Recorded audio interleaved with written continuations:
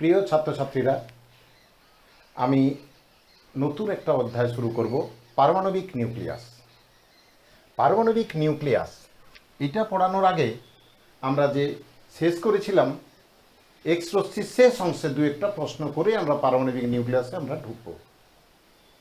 দেখো, আমরা যখন মজলে প্লট পড়েছিলাম সেখানে পড়েছিলাম কম্পাঙ্কের বর্গমূল এবং পরমাণু ক্রমাঙ্ক, এই লেখচিত্রটা আমরা সরলরেখা পেয়েছিলাম একটা। এবার আমরা দেখব, আমরা পড়েছিলাম কে আলফা, কে বিটা, এগুলো সব বিভিন্ন রেখাগুলো আমরা পড়েছিলাম। এরপরে আমরা যেটা যাব সেটা হচ্ছে কে আলফা কে বিটা কী ছিল দেখো তো এনার্জি লেভেল ডায়াগ্রাম থেকে।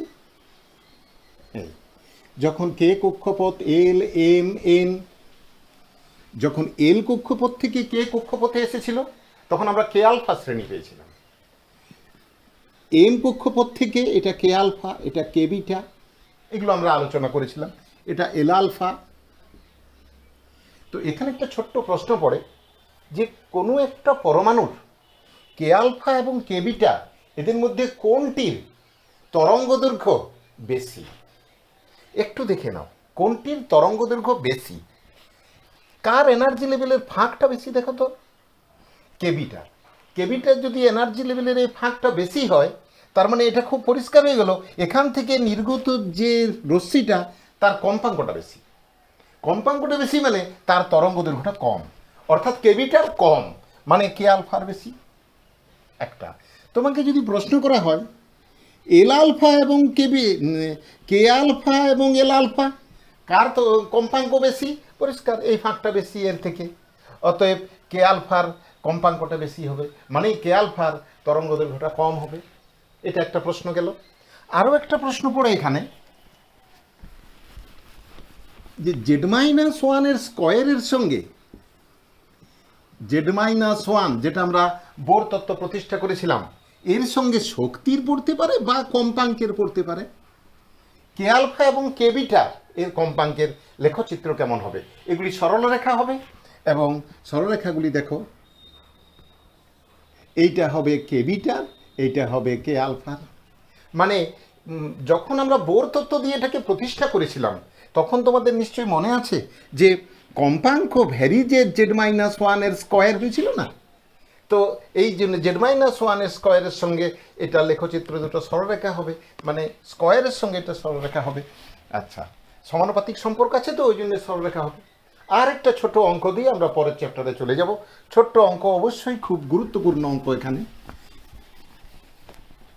এখানে ছিল নিউ ভ্যারিজেজ Z-1 তার স্কয়ার, এই জন্যই মনে পড়ে গেল আমার অঙ্কটাকে এখানে Z-1 স্কয়ার। মনে করো একটা টার্গেট ধাতুর পরমাণু ক্রমাঙ্কটা 11, তার জন্যে যে কে আলফা শ্রেণী তার তরঙ্গ দৈর্ঘ্য, কে আলফা শ্রেণী তার তরঙ্গ দৈর্ঘ্য ল্যামডা। যদি পরমাণু ক্রমাঙ্কটা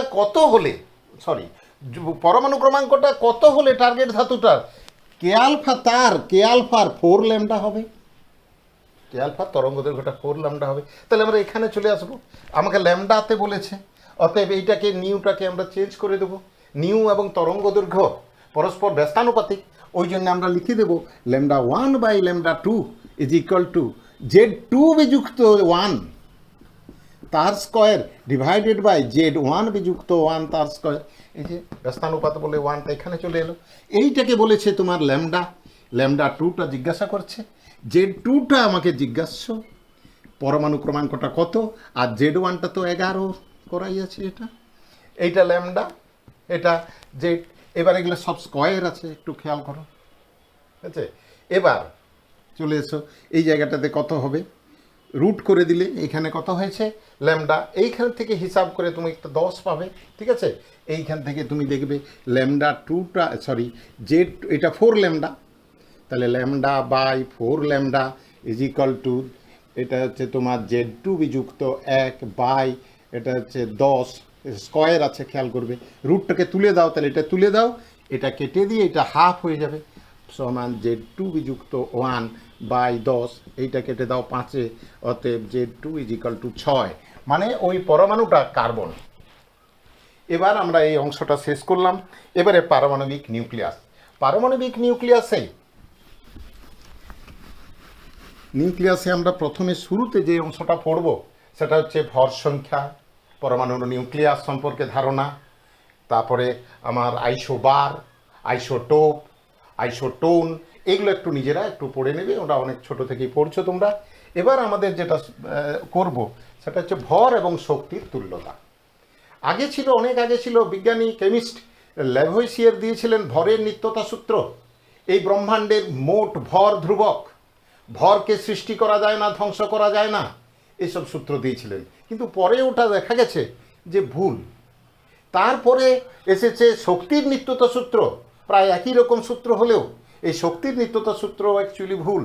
তারপরে এসেছে ভর এবং শক্তির নিত্যতা সূত্র। ভর এবং শক্তিতে এই ব্রহ্মাণ্ডের ভর এবং শক্তির মোট সমষ্টিটা ধ্রুবক। ভর শক্তিতে রূপান্তরিত হতে পারে এবং শক্তি ভরে রূপান্তরিত হতে পারে। এম পরিমাণ ভর যদি শক্তিতে রূপান্তরিত হয় তাহলে মোট শক্তি পাওয়া যায় ই সমান এমসি স্কোয়ার। এটা আইনস্টাইনের দেওয়া সূত্র, ই সমান এমসি স্কোয়ার, যেখানে সি হচ্ছে শূন্য মাধ্যমে আলোর বেগ। তো আমরা একটু দেখে নেব যে 1 গ্রাম শক্তি থেকে 1 গ্রাম ভর যদি সম্পূর্ণরূপে শক্তিতে রূপান্তরিত হয় তাহলে কত শক্তি পাওয়া যেতে পারে। তাহলে আমরা ই সমান এটা 1 বসাবো, আর শূন্য মাধ্যমে আলোর বেগ আমরা জানি 3 × 10⁻10 সেন্টিমিটার পার সেকেন্ড, তার স্কোয়ার বসাবো। তার মানে ই ইজ ইকাল টু 9 × 10⁻20 এত আর্গ শক্তি পাওয়া যাবে। দেখো এইটাকে বলা হচ্ছে 1 গ্রাম শক্তি। তার মানে 1 গ্রাম শক্তি বলতে 9 × 10⁻20 আর্গ শক্তিকেই বোঝায়। তেমনি আমরা যদি 1 কেজি ধরে করি তাহলে এখানে কি আসবে দেখো, ই ইজ ইকাল টু 1 × 3 কেজি ধরলাম, ইন্টু 10⁸, তার স্কোয়ার আসবে, তার মানে 9 × 10⁻16 জুল শক্তি।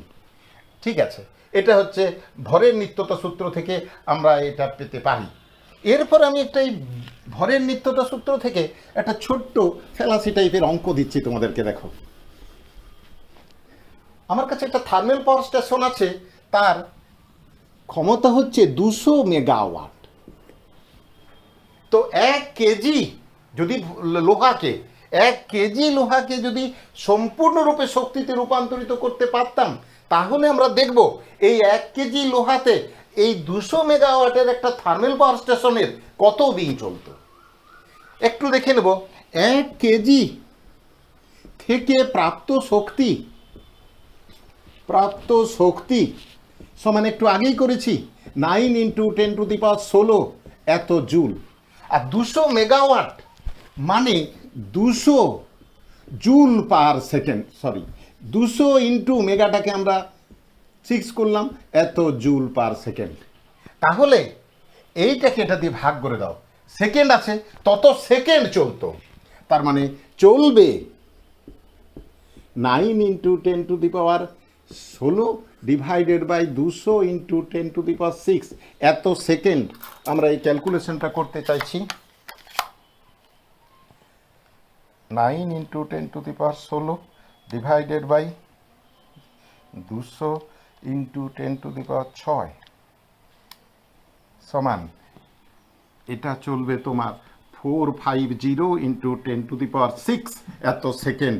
এটাকে যদি আমরা 86,400 দিয়ে ভাগ করি যেটা পাবো সেটা পাবো দিন। সেটাকে যদি 365 দিয়ে ভাগ করি তাহলে যেটা পাবো সেটা বৎসর, ইয়ার, 269 ইয়ার। মানে 1 কেজি লোহাকে যদি সম্পূর্ণরূপে শক্তিতে রূপান্তরিত করা যায় তাহলে একটা 200 মেগাওয়াট ক্ষমতা সম্পন্ন থার্মাল পাওয়ার স্টেশনের এত বছর চলবে। অথচ আমরা জানি যে এটা প্রায় অসম্ভব। এবং কয়লা থেকে যে শক্তি পাওয়া যায়, র্যাকের পর র্যাক, প্রতি সপ্তাহে 2 র্যাক করে কয়লা প্রয়োজন হয়। এটা হলে মনে হয় আমাদের দূষণও একটু কম হতো। যাই হোক, আমরা এর পরে চলে আসব AMU, atomic mass unit. Atomic mass unit AMU, বা সংক্ষেপে কি ইউ বলে, বা অনেকে বলে ডাল্টন।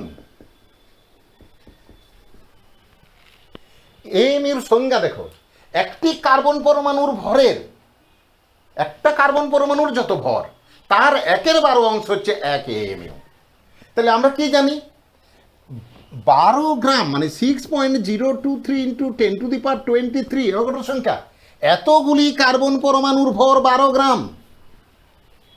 তাহলে একটি কার্বন পরমাণুর ভর হচ্ছে 6.023 ইন্টু 10⁻23 এত গ্রাম। বলছে একটি কার্বন পরমাণুর ভরের 1/12 অংশ, তার মানে 1 এএমইউ সমান হচ্ছে এই যে একটি কার্বন পরমাণুর ভর তার 1/12 করে দাও, 12/6 এটাকে আমরা ক্যাপিটাল এন করে দিচ্ছি অ্যাভোগাড্রো সংখ্যা, তার মানে 12টা কেটে যায়। তার মানে তোমরা সহজে মনে রাখবে 1/n অ্যাভোগাড্রো সংখ্যার অন্যান্য, এটাকে যদি আমরা হিসাব করি তাহলে পাবো 1.66 ইন্টু 10⁻24 গ্রাম বা 1.66 ইন্টু 10⁻27 কেজি। এবার আমরা দেখব 1 এএমইউ শক্তি সম্পূর্ণরূপে যদি শক্তিতে রূপান্তরিত হয় তাহলে কত শক্তি পাওয়া সম্ভব দেখে নিই এবার। তাহলে আমরা পেয়ে গেলাম ভর, সিজিএসএ করে দিচ্ছি। তাহলে E = mc², এমটা বসিয়ে দেবো 1.6 ইন্টু 10⁻24, সি বসাবো 3 ইন্টু 10⁻10, তার হোল স্কোয়ার বসাবো। এইটা আসবে আর এককে, আমরা এটাকে সবসময় ইলেকট্রন ভোল্ট করব। ইলেকট্রন ভোল্ট করতে 1.6 ইন্টু 10⁻12 দিয়ে ভাগ করব, ইলেকট্রন ভোল্ট হলো। এটা তো একটা বড় সংখ্যা আসবে, এটাকে যদি 10⁶ দিয়ে ভাগ করো তাহলে হয়ে যাবে মেগা ইলেকট্রন ভোল্ট। এইটা হয়ে যাবে ইলেকট্রন ভোল্ট, এটা হলে মেগা ইলেকট্রন ভোল্ট। আমরা হিসাব করে দেখব 933.2 মেগা ইলেকট্রন ভোল্ট। এটাকে আমরা যদি আলোর বেগটা 2.99 নিয়ে করি তাহলে 931.2 মেগা ইলেকট্রন ভোল্ট। তার মানে এখানে একটা তোমাদের প্রশ্ন পড়ে যে 1 এএমইউ শক্তি সমান ইলেকট্রন ভোল্ট এককে কত। এই প্রমাণটা তোমাদের পড়ে একটু খেয়াল করবে, তোমাকে এইভাবে করে আসতে হবে এবং এটাকে সম্পন্ন করতে হবে। এটা আমার গেল 1।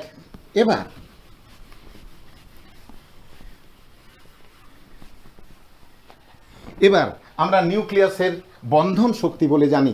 বন্ধন শক্তির ডেফিনেশন তোমরা অবশ্যই করবে। বাইন্ডিং এনার্জি আমরা জানি একটা পরমাণুর মোট আকারের তুলনায় তার নিউক্লিয়াসের আকারটা হয় অতি ক্ষুদ্র, মানে 1,00,000 ভাগ। তো বলছে একটা পরমাণুর এই নিউক্লিয়াসের আকারটা এত ছোট, অথচ ওখানে এত পরিমাণ ধনাত্মক আধান থাকে কিভাবে?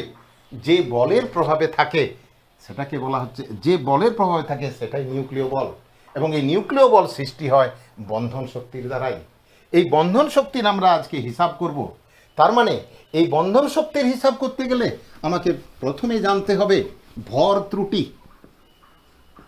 ভর ত্রুটি এটা হচ্ছে মাস ডিফেক্ট। মাস ডিফেক্ট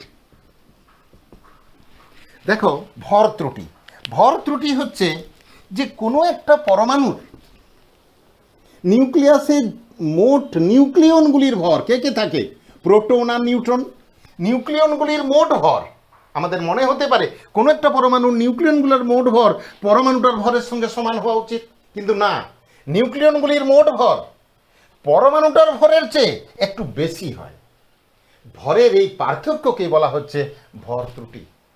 নিউক্লিয়নগুলির মোট ভর পরমাণুটার ভরের থেকে একটু বেশি হয়, তার মানে এটাকে বলা হচ্ছে ভর ত্রুটি। এই ভর ত্রুটি যদি আমরা ডেলএম করি, ডেলএম, তাহলে এখানে শক্তিটা হবে ডেলএমc²। আমরা একটা ছোট্ট উদাহরণ দিয়ে দেখাবো। যেমন ধরো হিলিয়াম, হিলিয়ামের আমরা এখানে বন্ধন শক্তি বের করে দেবো ডেলএমc² দ্বারা। হিলিয়াম, হিলিয়াম পরমাণুতে 4.2। হিলিয়াম পরমাণুর প্রকৃত ভরটা যদি নিউক্লিয়াসটা মোট ভরটা বোঝাও তাহলে হচ্ছে 4.0015 ইউ। আর একটা প্রোটনের ভর হচ্ছে 1.0073 ইউ। আর একটা নিউট্রনের ভর, নিউট্রনের ভর এম নিউট্রন সমান হচ্ছে 1.0087 ইউ। তো বলছে এর বন্ধন শক্তি কত, এবং তারপরে পড়তে পারে এর নিউক্লিয়ন প্রতিবন্ধন শক্তির মান কত। তাহলে দেখো এখানে দুটো প্রোটন এবং দুটো নিউট্রন আছে, আর প্রকৃত ভরটা এই দুটো প্রোটন এবং চার, তো এটা তার মানে দুটো প্রোটন এবং দুটো নিউট্রন আছে। দুটো প্রোটন এবং দুটো নিউট্রনের মোট ভরটা নিশ্চয়ই এর থেকে একটু বেশি হবে প্রকৃত ভরের থেকে। তাহলে ওই ভরের পার্থক্যটাকেই বলা হচ্ছে ভর ত্রুটি। তো আমরা একটু করে নেব প্রথমে যে 2mp যুক্ত 2mn বিযুক্ত 4.0015, এইটা হচ্ছে ডেল এম। তাহলে ডেল এম সমান 2 ইন্টু 1.0073 যুক্ত 2 ইন্টু 1.0087 বিযুক্ত 4.0015 সমান, একটু করে নি হিসাবটা,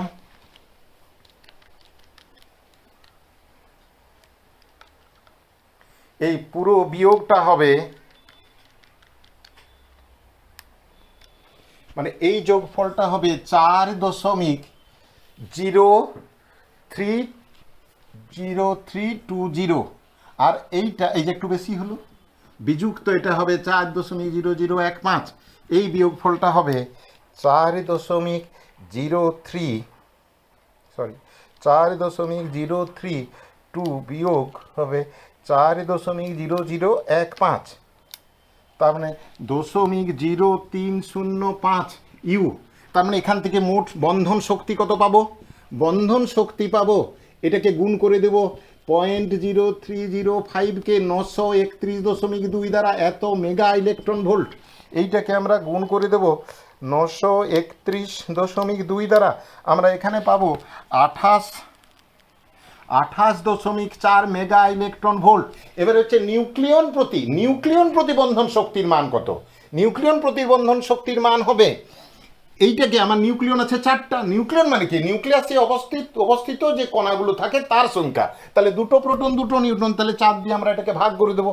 তাহলে নিউক্লিয়ন প্রতি বন্ধন শক্তির মান হবে 28.4/4 ডিভাইডেড বাই 4 সমান, এটা হচ্ছে 7.1004 মেগা ইলেকট্রন ভোল্ট। এই নিউক্লিয়ন প্রতিবন্ধন শক্তির মান যে পরমাণুর ক্ষেত্রে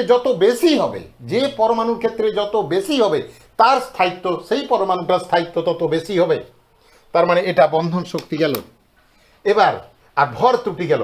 এবার আমরা পড়ব ভর আধিক্য। দেখো, ভর আধিক্য জিনিসটা উদ্বৃত্ত ভর, ভর আধিক্য বা উদ্বৃত্ত ভর একটু আলাদা। যেমন ধরো হিলিয়ামের যেটাকে 4 বলছি, বা এই যে বললাম না এর হচ্ছে 4.0015, এটার ভর সংখ্যা কত? এর ভর সংখ্যা হচ্ছে 4, নিকটতম পূর্ণ সংখ্যাটা পারমাণবিক ভর, তো এটা তার নিকটতম পূর্ণ সংখ্যা। তো বলছে এই পারমাণবিক ভর, কোনো একটা মৌলের পারমাণবিক ভর এবং এর বিয়োগ ফলটাকে বলা হয় ভর আধিক্য, মাস এক্সেস, এর বিয়োগ ফলটা। মানে এটা দেখো ধনাত্মক এলো। আবার অক্সিজেনের ক্ষেত্রে 16, কিন্তু এর পারমাণবিক ভরটা হচ্ছে 15.9949 ইউ। তার মানে এর ক্ষেত্রে এটার থেকে যখন এটা বিয়োগ করবে 15.9949 থেকে 16 বিয়োগ করবে, তখন নেগেটিভ হয়ে গেল। আবার কার্বনের জন্য এটা যদি হিসাব করো তখন ওটা 12ই, তার মানে 12 বিযুক্ত 12 সমান 0 হয়ে গেল।